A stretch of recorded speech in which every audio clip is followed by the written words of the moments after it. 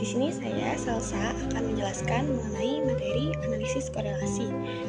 Analisis korelasi ini merupakan materi matematika wajib kelas 11. Materi ini memiliki tujuan pembelajaran. Yang pertama, peserta didik dapat menghitung nilai korelasi petak momen dan koefisien determinasi menggunakan media teknologi ataupun konvensional dengan baik dan benar. Peserta didik dapat menginterpretasikan nilai korelasi petak momen dan koefisien determinasi dalam proses analisis regresi linier. Apa sih analisis korelasi itu? Analisis korelasi merupakan analisis statistik yang dapat diterapkan ketika kita hanya ingin menentukan ada tidaknya hubungan antara dua buah variabel. Analisis korelasi tidak berdampak pada hubungan sebab akibat, tetapi analisis korelasi dapat melihat arah hubungan dua variabel, yaitu apakah variabel tersebut memiliki hubungan positif ataupun hubungan negatif. Lalu berikutnya jenis-jenis analisis korelasi. Jenis-jenis korelasi itu ada 3. Yang pertama, korelasi positif, yaitu apabila kedua variabel yang berhubungan itu menunjukkan adanya perubahan yang searah atau paralel. Nah, ini contohnya itu adalah jika variabel X menurun, maka variabel Y juga akan ikut menurun. Begitu pula sebaliknya. Lalu berikutnya yaitu korelasi negatif. Korelasi negatif ini akan terjadi apabila kedua variabel berhubungan itu menunjukkan adanya perubahan yang berlawanan arah. Nah, misalnya jika variabel X meningkat, maka variabel Y akan menurun. Lalu begitu sebaliknya. Dan yang terakhir yaitu korelasi tidak berpola. Korelasi tidak berpola ini akan terjadi apabila ada perubahan yang terjadi. Perubahan yang terjadi itu tidak jelas naik turunnya atau tidak sistematis. Lalu berikutnya ini adalah ada rumus koefisien korelasi. Rumusnya yaitu R XY sama dengan S XY per SX dikali SY. Nah, di sini itu biasanya kalau di buku-buku itu rumusnya R sama dengan S SS XY per SS XX dikali SS YY. Nah, SS itu singkatan dari sum of square. Sum of square itu yaitu jumlah kuadrat. Misalnya SSXX. Nah, itu berarti jumlah kuadrat dari variabel X. Koefisien korelasi itu merupakan penilaian negatif dari kekuatan hubungan antara dua variabel. Misalnya variabel X dan variabel Y. Lalu yang berikutnya itu apa itu koefisien determinasi? Koefisien determinasi itu merupakan nilai yang menyatakan seberapa tepat suatu garis regresi dari perspektif proporsi atau persentase dari variabel dependen yang diterangkan oleh variabel independen. Nah, rumusnya itu R kuadrat sama dengan SSXY kuadrat per SSXX dikali SSYY. Ini rumus yang saya maksud tadi. Nah, nilai koefisien determinasi ini tuh mengerjakannya gampang banget. Soalnya itu didapat dengan mengkuadratkan nilai dari koefisien korelasi tadi.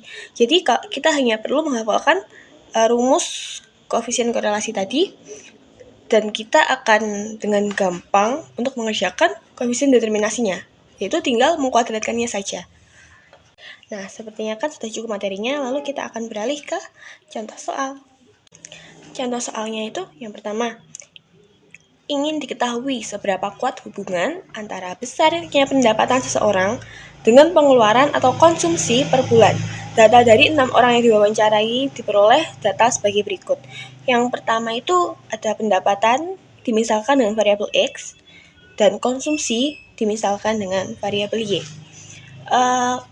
Pendapatan yang pertama adalah 800, 900, 700, 600, 700, 800 dan itu dalam ribuan. Lalu konsumsinya 300, 300, 200, 100, 200, 200. Lalu untuk menghitung koefisien korelasi dari data-data tadi, kita akan menyusun tabel bantu. Nah, tabel bantunya itu sebagai berikut. Ada tabel pertama, ada N. N itu jumlah datanya. Lalu ada variabel X tadi itu pendapatan ya. Ada 800, 900, dan seterusnya. Lalu Y tadi adalah konsumsi. 300, 300, dan seterusnya. Lalu ada X kuadrat. X kuadrat ini merupakan data konsumsi yang data pendapatan yang dikuadratkan. Itu didapat dari tabel yang kedua, yang sebelahnya N itu. Kita tinggal kuadratkan saja. Lalu yang berikutnya yaitu ada Y kuadrat. Y kuadrat itu sama seperti X tadi, dari tabel Y, dari tabel konsumsi, kita tinggal kuadratkan saja dan kita masukkan ke tabel yang itu. Lalu berikutnya XY, tabel kolom XY. Kolom XY itu hasil perkalian dari pendapatan sama konsumsi. Itu yang pertama contohnya itu 240.000, itu didapat dari 800 dikali 300, hasilnya adalah 240.000.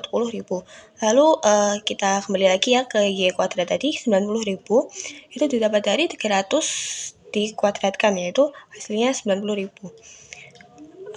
Lalu dari tabel-tabel bantu tersebut kita dapat memperoleh nilai-nilai. Yang pertama itu ada kolom N. Kolom N itu berjumlah 6, jadi N-nya sama dengan 6. Lalu yang berikutnya itu ada kolom X.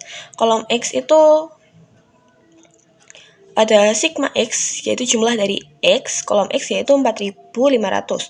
Sigma Y, jumlah dari Y yaitu 1.300. Dan sigma X kuadrat 3.430.000. Sigma Y kuadrat sama dengan 310.000. Dan yang terakhir sigma XY sama dengan 1.010.000. Lalu untuk menghitung koefisien korelasi dari data tersebut, maka nilai-nilai tersebut akan dimasukkan ke dalam rumus koefisien korelasi sebagai berikut. Rumusnya itu R 6, N-nya 6 dikali 1.010 dikurangi 4.500 dikali 1.300 per diakar 6 dikali 3.430 dikurangi 4.500 kuadrat dikurangi akar 6 dikali 310.000 dikurangi 1.300 kuadrat. Nah, itu kita tinggal jumlah-jumlahkan saja dan kita mendapat hasil akhir 0,886621. Jadi, interpretasinya yaitu diperoleh nilai koefisien korelasi sebesar 0,886621. Karena nilainya positif dan mendekati 1, berarti hubungan konsumsi dan pendapatan kuat dan searah atau positif. Artinya, peningkatan pendapatan seseorang akan diikuti dengan peningkatan pengeluaran atau konsumsi. Hal ini yang seperti yang saya jelaskan tadi, yaitu peningkatan pendapatan seseorang diikuti dengan peningkatan pengeluaran. Semakin tinggi peningkatannya, semakin tinggi pendapatannya, maka semakin tinggi pula pengeluarannya. Sekian presentasi dari saya. Bila ada kurangnya saya mohon maaf. Wassalamualaikum warahmatullahi wabarakatuh.